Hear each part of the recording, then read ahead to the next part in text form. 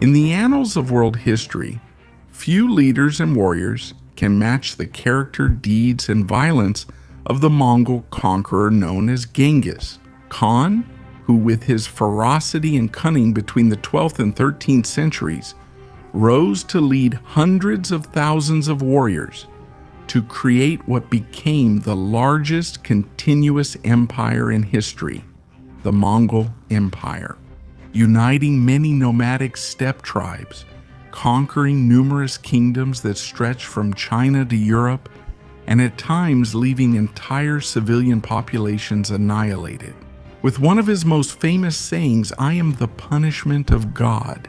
If you had not committed great sins, God would not have sent a scourge like me upon you." So today we're going to learn about what lies behind the work of this man who held the title of emperor. What revealing little-known facts about him have remained undisclosed until now, and how that vast empire was formed. Join us to learn about the extraordinary story of Genghis Khan, known by some as the Conqueror. This is Rinaldo Jose Carrillo Vilches speaking. This is La Nueva Enciclopedia. And for those who don't know, I remind you that we now have La Nueva Enciclopedia in English and La Nueva Enciclopedia in Portuguese. You can give us great support by sharing on both platforms, which you can find below, subscribing to both channels, liking the videos, leaving your comments, and watching the content that has a lot of potential. Without further ado, let's start with today's video. The exact dates and places of birth of Genghis Khan are unknown and continue to be debated among historians. However, considering his later achievements, the most plausible year for the birth of Genghis Khan is 1162 in the Dulam-Boldak Valley, near the Onon and Karuli rivers, located between present-day Mongolia and Asian Russia. Going back to Genghis Khan, he was originally named Temujin, which means man of iron, or also the best steel in the Mongolian language. Thus, as if by fate, foreshadowing the strength and resilience of character he would later display. His mother's name is Holun, and his father's name is Yasuge, and it is believed that he had 4 siblings, 2 of whom were half-brothers. To understand several key events in the life of young Temujin, later known as Genghis Khan, it is necessary to talk a bit about his homeland, known as Mongolia. The territory now known as Mongolia is inhabited by various nomadic tribes whose earliest archaeological records date from between 3,500 and 2,500 BC during the Copper Age and the Bronze Age. These nomadic tribes, meaning they did not have a fixed place of residence but were constantly on the move to a greater or lesser extent, despite some technological advancements, changed their behavior very little. Nomadic over time, as they lived in mobile camps, moving according to the seasons to take advantage of pastures and natural resources. The economy of these tribes was mainly based on raising livestock, such as horses, sheep, camels, and other animals, as well as hunting and gathering. Since the extreme weather conditions and the scarcity of water in the territory limited the development of more sedentary agriculture. Geographically, Mongolia was characterized by its vast steppes, that is, its long plains that offered ideal pastures for grazing, and by scattered mountain ranges. As a result, the climate was highly contrasting, with very cold winters and very hot summers, but always with little rainfall, which forced the tribes to maintain this nomadic lifestyle, as we have mentioned, in order to guarantee resources and the survival of their reputations. In turn, as a result, since the physical environment of the region forced them to have this nomadic lifestyle, the region lacked large urban centers or centralized states. Instead, it was fragmented into multiple tribes and clans that constantly competed for resources, territory, and power, creating an environment of frequent conflicts in which some alliances and coexistence developed, but they always ended up being unstable. This way of life of the plainsman, the man of the steppes, produced a character in these tribes of fierce, bold men connected with nature, adaptable, guided by heads of households, who in turn had a clan chief in addition to the fact that they had a diet high in animal proteins and fats coming from animal meats, natural milk, and yogurts, on which their nutrition was primarily based, developing clearly superior and more resilient physiological traits than those of other tribes, such as Chinese tribes, who were mainly fed on cereals and carbohydrates. At the head of these tribes, which could range from family clans of 10 people to true tribes of 1,000 people, there was the so-called chief, also known as the Khan, the undisputed leader, who held the responsibility of protecting and leading the tribe, as well as the authority over making decisions about it. Below him was the nobility, called Noyon, who were chiefs of sub-tribes and had power and influence over the Khan's followers. And below them the servants or slaves, who generally came from other subjugated tribes. Of course, this structure existed in groups where there was enough population for the formation of these more complex organizations.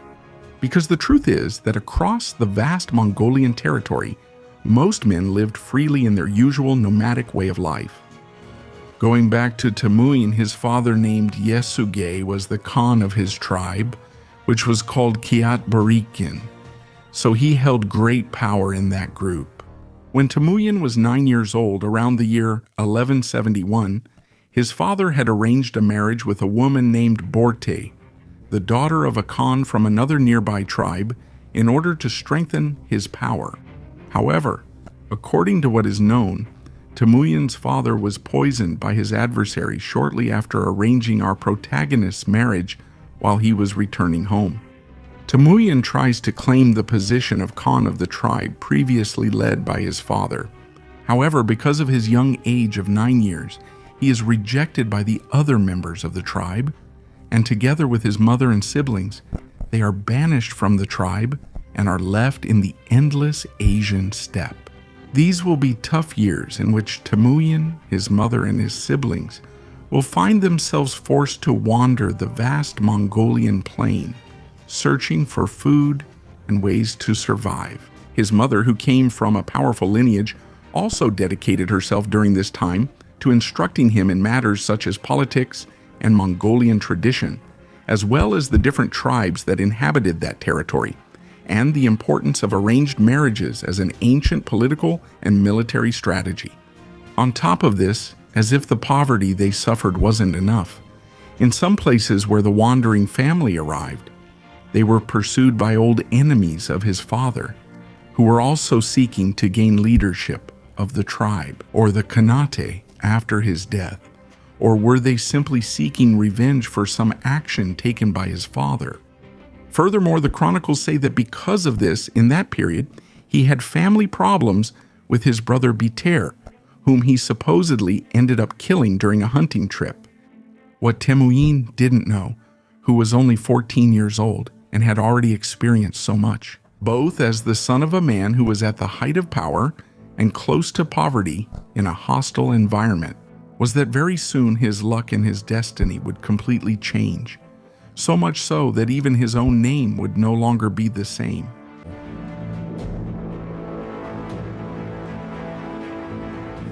Historians point out that during a raid in 1177, at the age of 15, Temujin was captured by an invading tribe called the Taji Taichud, a tribe that in the past had been allied with Temujin's native tribe, from which, as we have seen, Temujin, along with his mother, had been expelled.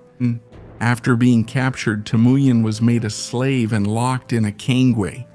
A kangwe was a kind of wooden stock used as a method of torture and as punishment in ancient Asia.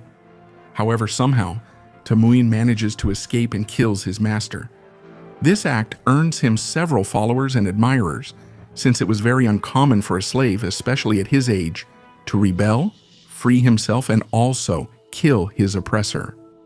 Freed, Temujin begins to wander through the endless landscapes of Mongolia, dedicating himself to raids, looting, and pillaging some tribes. This also brings Temujin a great number of followers, who become the beginnings of his band or gang, which would later turn into a powerful army. The truth is that Temujin had a firm and deep tone in his voice, an electrifying, convincing, and persuasive personality, and enough charisma to gather around his intelligence and bravery hundreds and thousands of men willing to follow him into battle. Testimonies like those of the Persians and the Chinese, who would soon experience firsthand the scourge of the Mongol leader. They tell us that he not only had an incredible ability to devastate and plunder his enemies in record time, but once he achieved this, he subdued them and forced them into submission to consolidate his leadership. The young Mongol, then, had the eagerness with which he rode in the ferocity of his voice.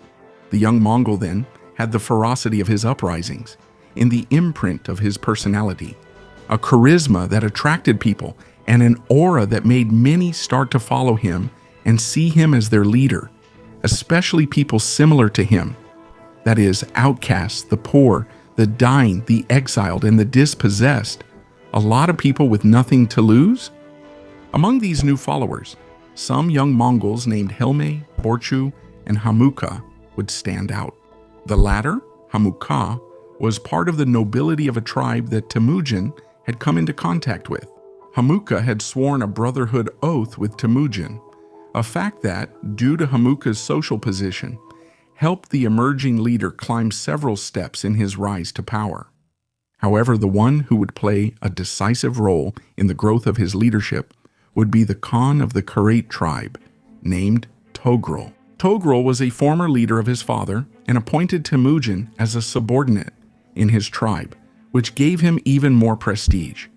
Thus, in the year 1178, at the age of 18, Temujin, no longer a weak and powerless child, but a powerful young man and leader, returns to his native tribe, not to reclaim the Khanate, but to reunite with Borte, the woman with whom his father had arranged his marriage.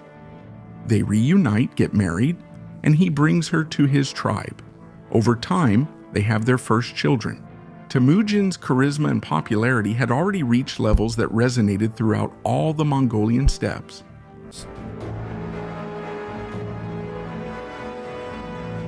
In this landscape of multiple fragmented Mongol tribes divided among themselves, and now having gained great personal prestige and remarkable combat skills, in addition to now being a subordinate of Khan Togrul, the future Genghis Khan begins what is known as the Unification of Mongolia, which at first was not a plan for unification with the aim of forming a great empire, but rather a plan of conquest and subjugation. Thus, under Togrul, between the years 1181 and 1206, Temujin fought and subdued a large number of tribes and clans scattered across the Mongolian plains, notably the Taichud, the Merkits, the Naimans, and the Tatars. The chronicles say Temujin used various tactics to conquer the tribes, and Genghis Khan's army stood out for innovative use of horses and archery, giving troops high mobility, discipline, ferocity, and bow skill. Logrando un gran nivel de movilidad de sus tropas, sumado a un alto grado de disciplina, ferocidad, adaptabilidad a la tierra y tácticas violentas propias de estos hombres criados en lo salvaje de las estepas.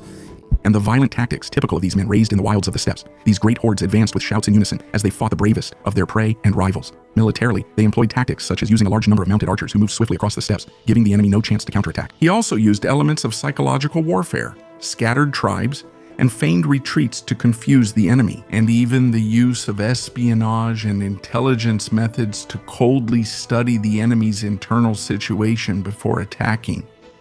On the other hand, he also used some diplomatic tactics to conquer, granting pardons Por otra parte, empleaba to a large number of tribes and severe punishments to others. All of this was aimed at imposing respect as well as gaining followers. Followers who strengthened their loyalty to Temujin when he distributed the loot from the raided tribes. In the same way, Temujin was introducing radical reforms in the traditional tribal and military organization of those structures that were forming around him, weakening hierarchies based on lineage and wealth, and promoting a structure more based on achievements, merits, and natural hierarchies. This allowed him to attract more and more loyal followers, not only through family ties, but also because of abilities and talents, strengthening his position against his rivals. Around the year 1201, two events marked Temujin as a conqueror. Jamuka, almost like a brother, left his group after conflicts, personal resentments, and issues over lineage. At the same time, Togrul, because he refused to give his daughter in marriage to Temujin's son Jochi, the conflict meant the definitive break of their friendship and alliance. Both Jamuka and Togrul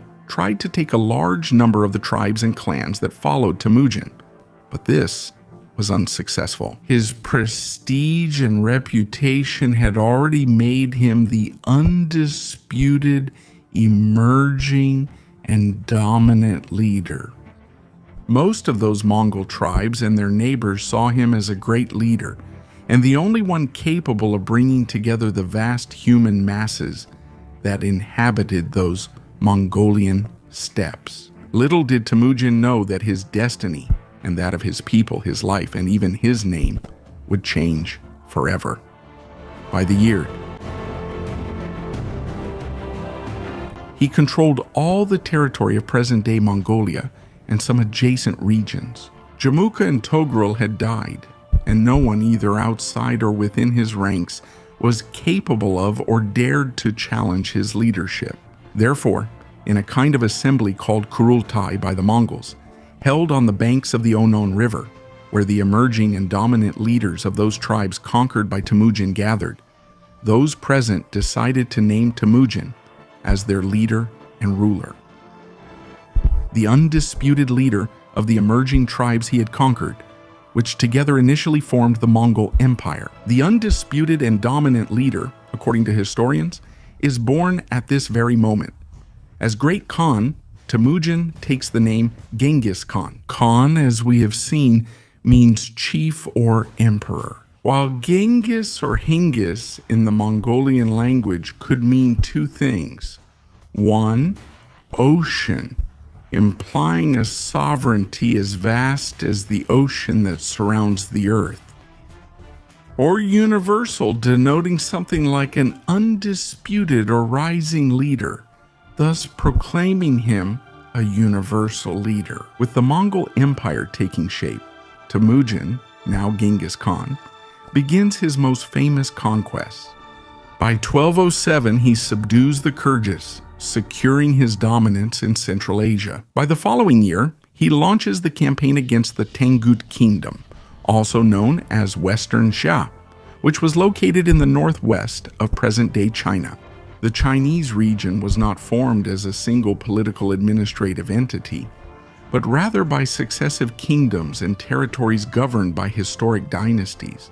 It was an area of great importance for Genghis Khan because it represented a rich and densely populated region with an advanced economy, in addition to being a key point on the Silk Road, which facilitated control of trade between Asia and Europe. The possibility of conquering China would therefore allow them to secure their borders, access vast resources, and establish a solid administrative base to govern their expanding empire. Thus began the siege of the Tangut Kingdom, which would last until the year 1210, when Genghis Khan finally took effective control of this kingdom. Now controlling northwest China, he could raid the territories governed by the Chinese dynasties of the time, which were also kingdoms with some ethnic, cultural, and linguistic similarities, but which, for historical reasons, maintained separate governmental bodies. The first of these kingdoms to witness the arrival of Genghis Khan's hordes would be the Lojin dynasty.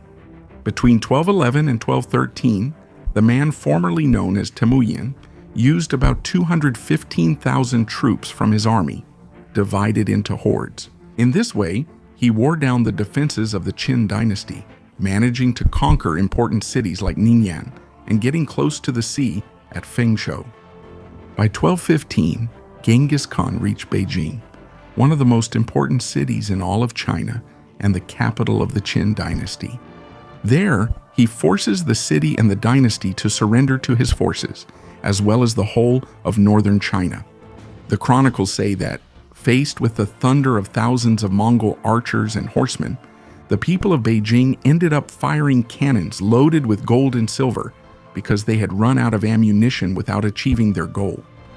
When Genghis Khan conquered new territories, he ordered the enslavement and execution of thousands of people, and then he would adopt and adapt the local systems of government, keeping officials and advisors from the disorganized, conquered peoples to ensure administrative continuity and make it easier to control the new group. Now, of course, he placed Mongols close to him in the most important positions, and at the same time took advantage of the knowledge and experience of the conquered local elites, which allowed for efficient management and stability of his rule. Although at least with Genghis Khan, there would not be such a thing as a centralized Mongol kingdom, but rather a confederation of tribes and kingdoms, unified under his authority as Great Khan. An authority based primarily on military and personal loyalty to himself.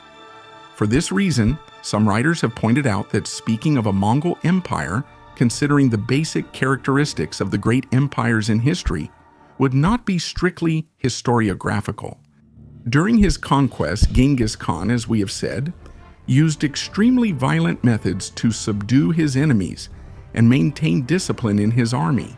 He used to apply severe collective punishments. For example, if a soldier fled or disobeyed, not only was that soldier punished and executed, but the entire group of 10 in the military unit to which he belonged was also punished and executed. And if an entire group of 10 disappeared, the unit of 100 to which that group belonged was put to death. In an era ruled by the sword, when it was his turn, he showed no mercy. Genghis Khan ordered large-scale massacres like in Bukhara and Bukhara-Urgench, where he killed hundreds of thousands of defenders and looted entire cities, destroying businesses and temples. If it was necessary to force surrender, torture and brutal executions were used. In addition, his troops committed mass rapes of women in the villages during the raids, which contributed to his bloody reputation. Genghis Khan presented his attacks as a divine mandate, and not only took permanent prisoners, but also turned the captured into warriors under threat of death, and if they refused, they were eliminated. In this way, as a result of all the campaigns and incursions that Genghis Khan undertook, historians point out that allegedly between 35 and 40 million people may have died as a result of his campaigns of conquest. And going back to these campaigns from 1215 to 1218, he also led several incursions to subdue key peoples of Central Asia, such as the Kyrgyz, the Uyghurs, and the Khitan. He accomplished this by defeating their leader, Kuchulun, with 20,000 men under the command of one of his youngest generals. After this, Genghis Khan launched one of his most famous campaigns, the Conquest of the Khwarezmian Empire, which was an important empire located in Western Asia, in what are now the regions of Persia, Afghanistan, Uzbekistan, Turkmenistan, and Tajikistan. It was crucial because of its strategic and commercial position on the Silk Road, which, as we have mentioned, connected the East with the West. In 1218, Genghis Khan sent a diplomatic mission to the Shah, that is, the Emperor of the Khwarezmian Empire, requesting his submission. However, they responded by executing his ambassadors and envoys. Genghis Khan, outraged, responded to this with a massive invasion of about 100,000 soldiers, commanded directly by one of his sons, who devastated and plundered all of Persia and Western Asia. Finally, he captured important cities like Bukhara and Samarkand, destroying their irrigation systems, causing great devastation and thus achieving the conquest of the Khwarezmian Empire in 1223. That same year, another campaign that began in 1220 also concluded, with which he conquered the great Kuman Kingdom, located south of Russia. From the year 1223 onwards, he would make other conquests at the gates of Europe, such as the kingdoms of Georgia, the Crimean Peninsula, Kievan Rus, and Volga, Bulgaria. European chronicles describe the Mongols of Genghis Khan as extremely cruel and ruthless warriors who, although known for their eagerness for combat, used terror as a strategic method to subdue entire peoples.